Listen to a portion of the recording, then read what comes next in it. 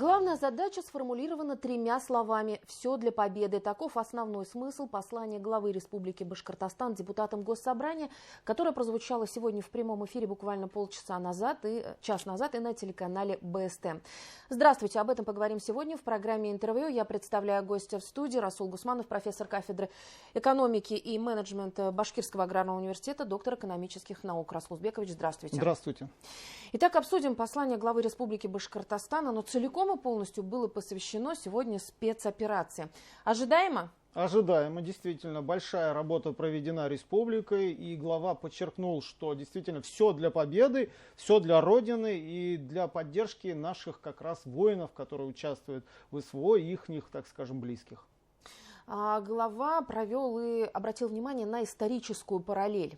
Действительно, вы знаете, очень, так скажем, прослеживается эта параллель, прямо-таки вот наши воины во Второй мировой войне, Великой Отечественной войне одержали великую победу, и сегодня мы вспоминаем с благодарностью наших, так скажем, воинов, и сегодня наши граждане воюют как раз на СВО и несут победу, несут мир на эти новые территории, и мы должны их поддерживать, и как раз тут прямая историческая параллель, отмеченная главой, что за короткий срок наши жители, нашей республики, в частности, подняли разрушенную войной территории всей этой нашего СССР.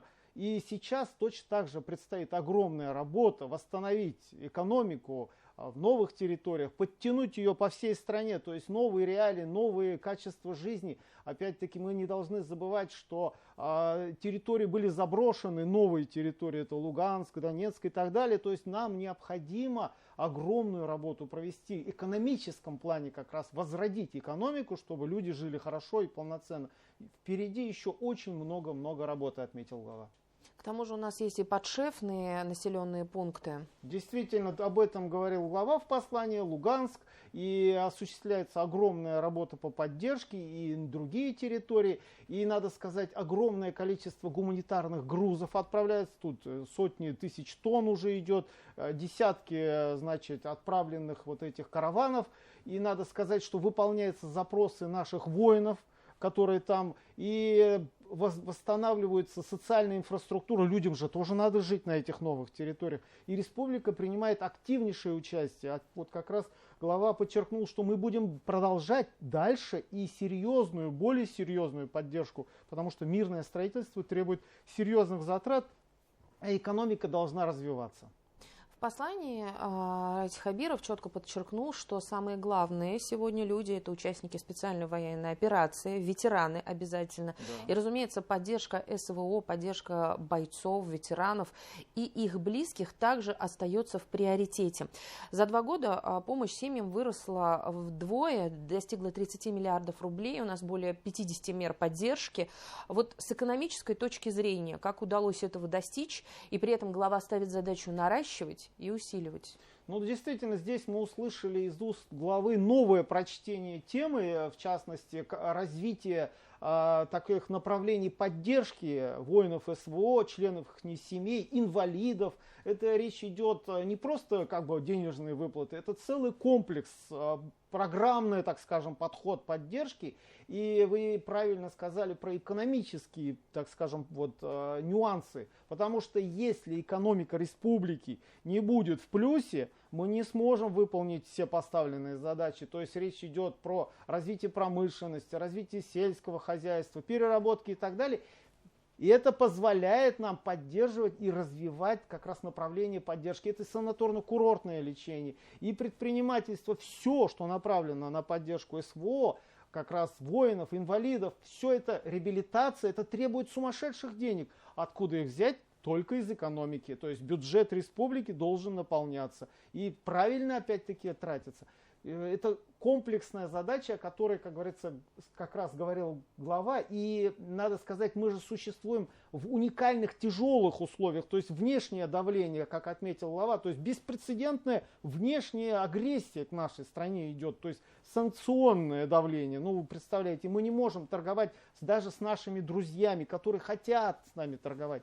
И также политическое давление. И несмотря на это, республика работает в плюс, и это позволяет поддерживать как раз вот эту политику поддержки вот, воинов СВО в самых разных его направлениях.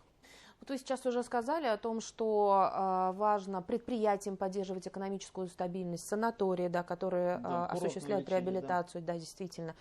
Предприятия достаточно в короткие сроки должны были поменять свою позицию. Да, я говорю о том, свою политику, скажем так, свое производство. Я сейчас говорю о том, что нужно и защищать себя, да, и в то же время есть и технологический приоритет. Я говорю о производстве БПЛА, который сейчас вот основным действительно, я поторопился даже отвечая, что так вот накипело. Действительно, республика у нас лидер по Российской Федерации по производству БПЛА, то есть дронов, так их называют, один из лидеров. И также мы лидеры по радиоэлектронной как раз защите. То есть надо и защищаться, а также надо, как говорится, отражать все эти атаки наших оппонентов, врагов.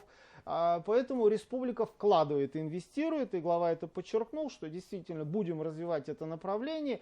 Отдельным вопросом стоит то, что очень много молодых людей хотят проходить обучение, обучаться как раз управлению этими летательными аппаратами, дронами, то есть, и как раз заниматься радиоэлектронной защитой.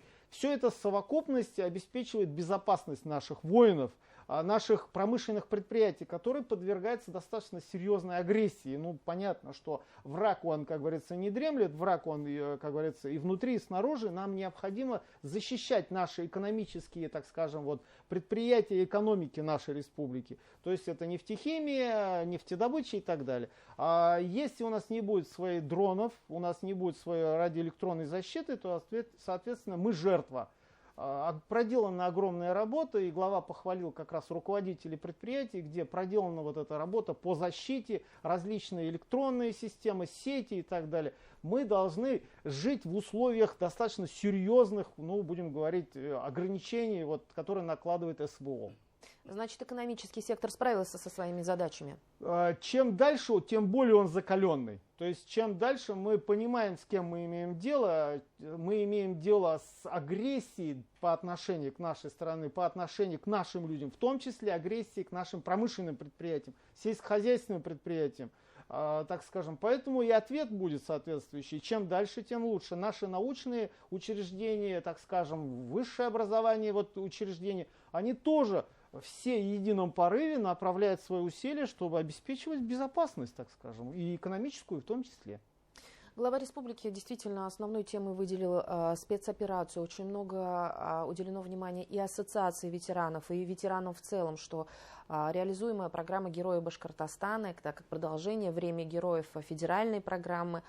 Но при этом глава подчеркнул о том, что СВО – это не прикрытие для создания жизни здесь, в Башкортостане. То есть задача закрыть социальные потребности жителей республики, ее никто не снимал.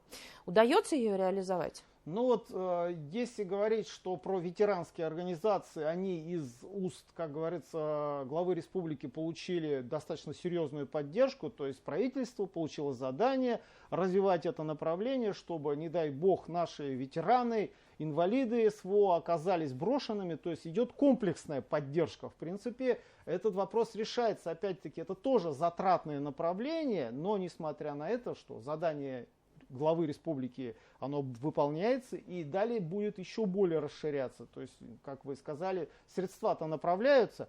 Что касается развития вот, предпринимательства, действительно, предприниматели тоже, они патриоты, надо сказать, и тоже проводят свою, так скажем, линию, то есть поддерживают СВО.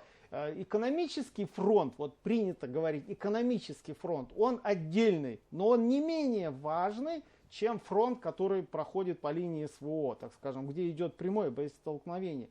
Если у нас не будет экономического благополучия, то есть вот предпринимательство наше, вот, как говорится, не дай бог начнет, как говорится, отставать немножко, мы можем проиграть, как говорится, и основную битву. Поэтому обе безопасности, то есть оборонная безопасность и экономическая безопасность, они равнозначны. Поэтому мы услышали благодарность к нашим труженикам с уст главы республики, потому что проделывается огромная работа и не менее важная, надо сказать. Безусловно, что делается то, что необходимо как раз. И дальше будет делаться больше, потому что инвестируются новые инвестпроекты, которые реализуются в республике, они принесут доход, приоритетные проекты в том числе. Это все служит на благо республики, и в том числе без этого невозможна победа на СВО. Ожидать победу, вот очень четко глава очень отметил, что ждать ли нам когда победы, то есть надо побеждать, а она будет победа. А когда конкретно, мы узнаем. Если говорить еще также, условно скажу, да, о мирной жизни, потому что мы говорили, я именно об этом и говорила, когда о том, что мы должны закрывать и социальные потребности, здесь и многодетные семьи, и дети, сироты и так далее, но при этом развивается еще и строительная компания в Республике Башкортостан. Я говорю о том, что строятся не только крупные объекты, которые в свое время в 2024 году, да, вы представляете этот бум, когда была Россия спортивная держава, но в то же время в 2025 году построены и ФАПы, и поликлиники. Да, действительно, вот это все в темпе. Строители находятся в очень непростых ситуациях. Надо, так скажем, их пожалеть. Даже строительная отрасль у нас, так скажем, немножко, так скажем, в тяжелой ситуации. У нас очень дорогая ипотека. И несмотря на это, то есть мы видим в республике стоят краны, что строительство ведется, проводится социальная политика, льготная ипотека, какая-никакая она была и будет впоследствии. Мы все-таки верим, что процентная ставка будет снижаться, и строители получат свою долю. То есть у нас, конечно, жилищный фонд требует еще ускоренного обновления, есть у нас такие проблемы. В этом отношении доля, вклад, скажем, строителей в наш бюджет, он значительный. Поэтому мы верим в наших строителей, и они будут выполнять, так скажем, намеченные планы обязательно они реализуют, и доходы, как говорится, они порадуют нас доходами в бюджет республики, и, соответственно, на пользу и в победе в СВО. Свой вклад они сделают. Расул Узбекович, спасибо огромное, что так оперативно отреагировали на наше приглашение, приехали к нам в студию для того, чтобы поделиться именно своим впечатлением от послания главы Республики Башкортостан к парламентариям. Всегда, спасибо. Пожалуйста. Это была программа интервью. На наши вопросы отвечал Расул Гусманов. Это профессор аграрного университета, доктор экономических наук. Я Роза Хабибуллина. Спасибо, что были с нами.